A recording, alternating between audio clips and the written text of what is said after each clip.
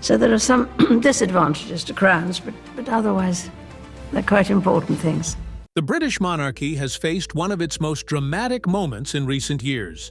And for Queen Camilla, it may have felt like a quiet but very clear signal. A hugely expensive royal estate, kept out of public attention for decades under the structure created by Queen Elizabeth II, has now come into the spotlight. When Camilla, as she sometimes does, tried to place herself closer to the influence and visibility connected to that estate, she discovered something unexpected. Years earlier, Elizabeth had already arranged a careful inheritance plan that left very little room for change. The most surprising part was that the property had already been promised long ago to someone inside the royal family. Someone whose claim could not easily be questioned or challenged. So what was the protection system the Queen quietly put in place many years ago? Who was always meant to receive the estate? And why does this decision reveal deeper tensions inside the palace today? To understand what really happened, we need to look at the story step by step. The clause no one could break. The Grey House did not last 70 years by chance. It survived because it was protected in a way that very few royal homes ever are. In late 2021, only months after the death of Prince Philip, Queen Elizabeth II signed a document that never went through Parliament, never touched the Crown estate, and never appeared in any public record. It was not her main will. It was something much more specific and carefully written. It was a private legacy deed. The paper treated the Grey House not as a royal asset, but as personal property kept outside official control. Under British law, that difference matters a great deal. Anything kept outside the royal archives and protected through a private settlement cannot easily be claimed by the state, the next monarch, or a future government review. In simple words, the house was locked away from everyone else. But one detail changed the entire story. The deed carried a clear exclusion clause. It did not only say who could inherit the property, it also said who could never be involved with it. Queen Camilla, her children, and their direct families were barred from access, management, advice, or influence. Only 4 people knew this rule existed: Princess Anne, a private solicitor trusted by the Queen for decades, the late royal archivist, and Prince Edward. Each of them promised to keep silent about it. But why would Elizabeth go this far to protect one quiet property? Because she understood something many people overlook. Whoever controlled the Grey House would also control her private letters, notes, memories, and personal reflections. This was never about money or land.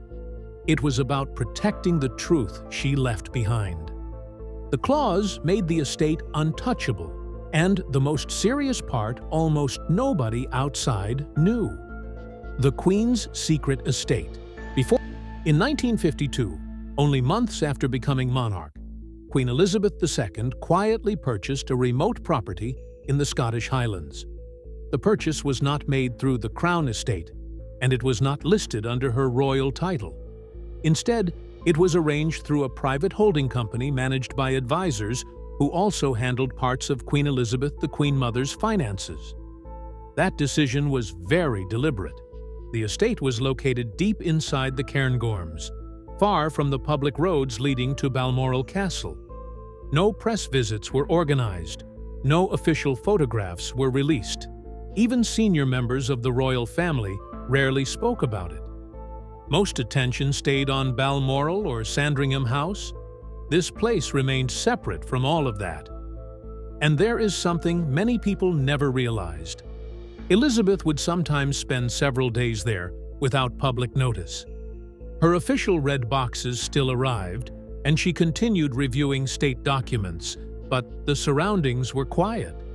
No ceremonies, no photographers, no official guests. It was one of the few places where she could simply live as Elizabeth Windsor, rather than as the Queen. Interestingly, Prince Philip was said to dislike the deep isolation of the location. He rarely stayed there for long periods. Part of the reason was simple. The estate was never designed as part of the formal royal system. It existed outside it. Still, it remained under Elizabeth's personal control for almost 70 years. And this is where the story becomes more serious. The property, sometimes called the Grey House, was not meant to be only a private retreat.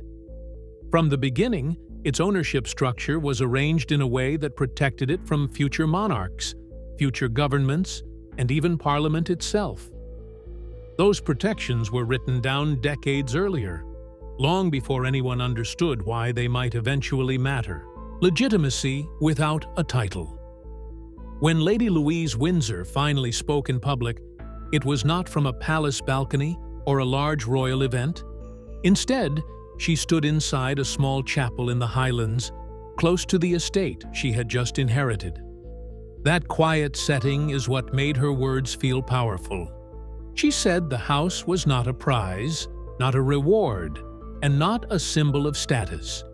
To her, it was a responsibility. She spoke about duty that does not ask for applause, and about service that does not need to be seen, and something interesting happened. People believed her. Within hours, the clip of her speech spread widely online. It was not dramatic or emotional. It simply sounded sincere.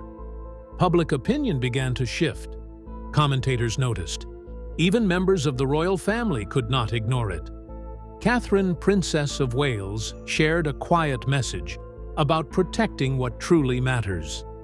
King Charles III was said to have sent Louise a handwritten letter, something he rarely does. Later, when she was offered a higher royal title, she chose to decline it. That decision changed the tone of the moment. While Louise stepped back from titles, Queen Camilla moved forward with a public exhibition focused on royal service. But many observers felt the timing was awkward. The event seemed rushed and overly focused on image, and it was quietly closed after a short time.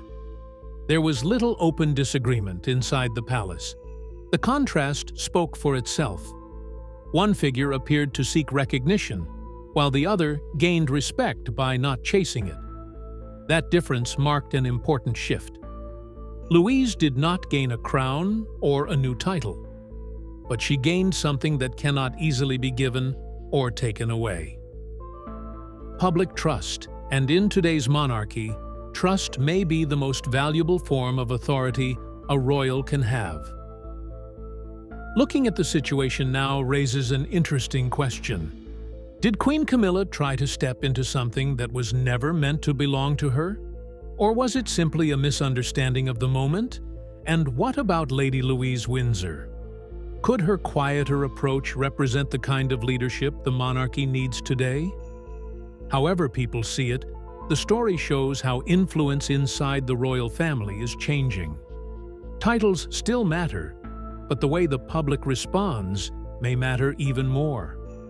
For now, the future of the monarchy will likely be shaped not only by tradition, but also by how each generation chooses to carry it forward.